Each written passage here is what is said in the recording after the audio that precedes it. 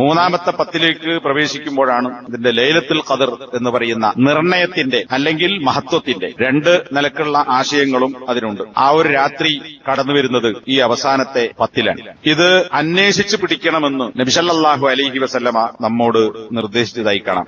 ഇമാം മുസ്ലിം ഉദ്ധരിച്ച ആയിഷ റളിയല്ലാഹു അൻഹ റിപ്പോർട്ട് ചെയ്യുന്ന ഒരു ഹദീസിൽ തഹറൗ ലൈലത്തുൽ ഖദർ ഫിൽ അശ്റിൽ അവാഖിരി മിൻ റമളാൻ, റമളാനിലെ അവസാനത്തെ 10 ദിവസങ്ങളിൽ നിങ്ങൾ ലൈലത്തുൽ ഖദറിനെ തഹറൗ അന്വേഷിക്കുക.